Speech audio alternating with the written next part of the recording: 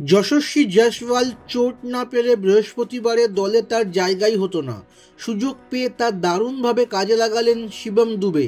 অপরাজিত 60 রান করে আফগানিস্তানের বিরুদ্ধে প্রথম টি-20তে দলকে জিতিয়েছেন তিনি।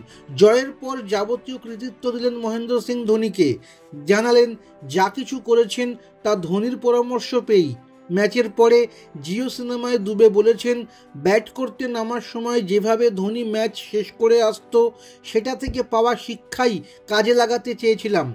আমি নিয়মিত মাহি ভাইয়ের সঙ্গে কথা বলি, কিভাবে বিভিন্ন পরিস্থিতি সামলাতে হবে সেই পরামর্শ ওর থেকেই পাই।